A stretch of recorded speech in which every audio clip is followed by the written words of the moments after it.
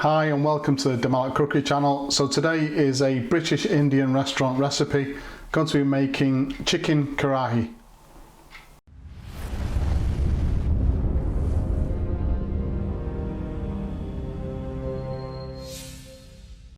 So this chicken Karahi recipe is direct from a chef working in an Indian restaurant in the UK.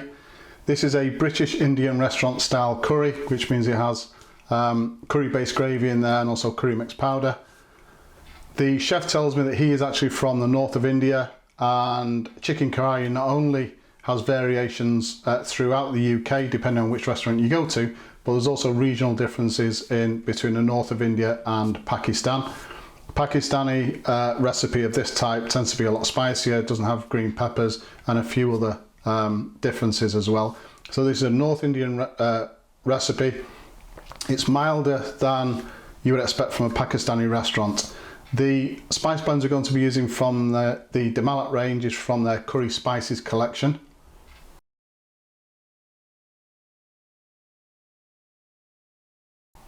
And if you don't have access to the Malat range of products, then you're going to need a really decent curry mixed powder recipe, as well as a really decent curry based gravy recipe as well.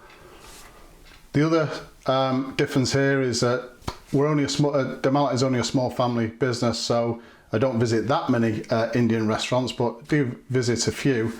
And of those, only maybe a handful use curry paste within the cooking, and of those only two that I'm aware of make their own paste. This is one of those restaurants. Had a word with the chef, because if I went through the recipe with him in its entirety, having to make a curry paste would actually add another 11 ingredients to the recipe list, which I don't want to do. So the chef has said any decent mild curry paste will do. So we're going to be using Patak's mild curry paste, but no affiliation to Patak's at all. It's just that I use that particular brand and I get some good results from it. But you can use whichever curry paste you like, as long as it's good quality and it's a mild curry paste. As usual, a full list of ingredients will be given at the end of the video, so let's have a look at those ingredients now and anything else we're going to need for today. So before I start with the ingredients list, there is one ingredient missing from this particular list, which I was given by the chef, which I just could not get hold of today, and that is fresh coriander. There was plenty over the weekend. I saw them, went into the supermarket this morning and there was none left, and I've tried 3 different supermarkets. So if you can get hold of fresh coriander, you just need a small amount chopped up fine, which you'll be adding towards the end of the cooking process. So for this recipe, I've got 2 chicken breast fillets which have been pre-cooked. So I'll put a link in the description below this video, linking you to the video I've done on how to do restaurant style pre-cooked chicken. I've also got 1 small green bell pepper, which I've chopped, 1 medium white onion, which I've diced quite finely, 1 medium salad tomato, which I've also diced. Going to be using just a few slices of mild red chilli just for garnish. If you want to make this meal any spicier than it is, and this is a fairly mild chicken Karahi, then just add some chili powder or some fresh chili to this recipe. Going to be using about a tablespoon of natural yogurt. Going to be using about 300 millilitres of curry based gravy, so that's about 2 large ladlefuls. There's a lot more in this jar, so just ignore the amount that's in here. I'm doing some extra cooking later, so I'll be using that. So about 300 millilitres of curry based gravy, a teaspoon of dried fenugreek leaves or methi leaves, really important for this recipe. Going to be using about 15 grams of Malat curry mixed powder, or whichever curry mixed powder you're using. Going to be using a heaped tablespoon of mild curry paste. I've got a heaped tablespoon of tomato puree, and to that I'm going to add about 2 to 3 tablespoons of water to create a paste, almost like a passata sauce.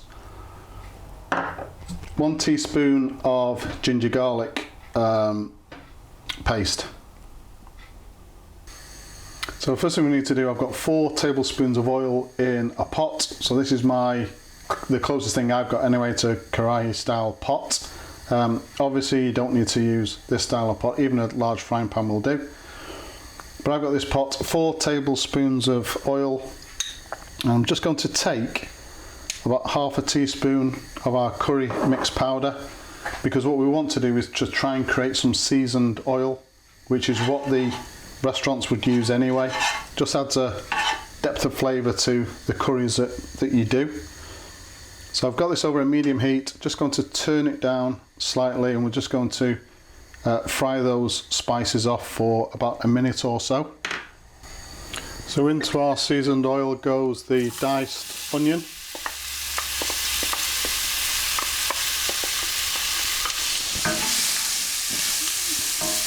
And just 2 or 3 minutes frying this onion over a medium heat until it just starts to soften.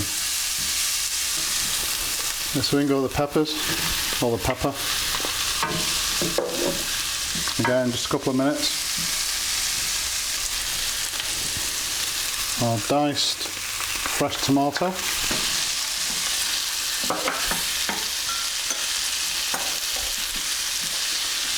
And we also want to add in our tomato puree mixed with that water.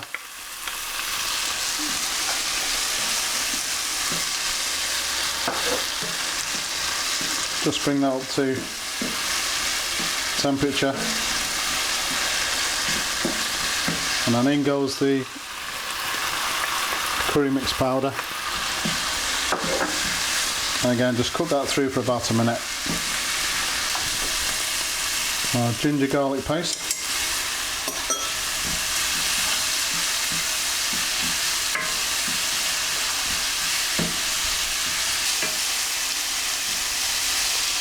Our mild curry paste.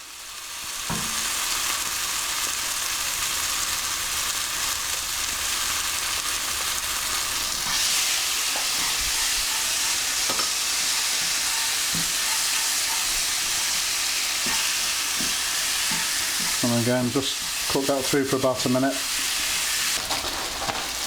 And really important, about a teaspoon of methi leaves. Very subtle flavour, but as the chef said, quite an important subtle flavour for this particular curry. So the ingredients I'm using here will do at least 2 adult portions of curry, if not more. About half of our curry based gravy, so about a ladleful.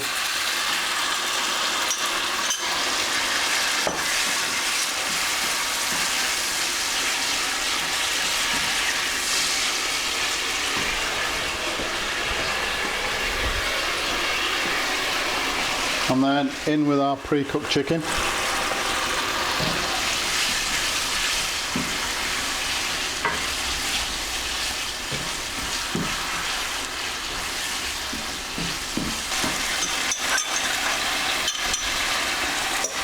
So from there, about another ladleful of our base gravy.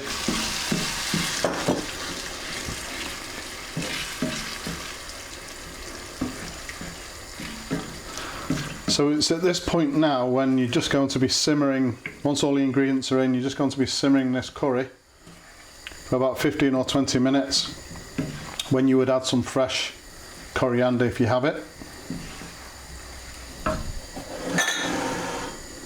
So I'm just going to let this simmer, as I said, for about 15 or 20 minutes. I just want to see some of the oil come through to the surface of the curry, and then we know that the curry's finished.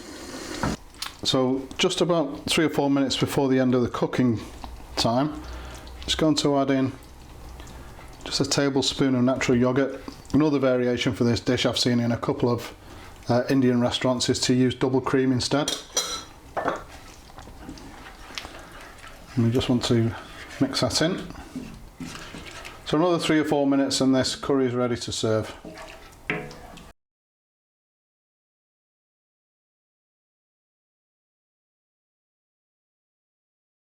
So there you go, chicken karahi, absolutely delicious, quite easy to make as well. Please subscribe to the channel, and as usual, if you've enjoyed this particular video, hit the like button. Thank you very much for watching.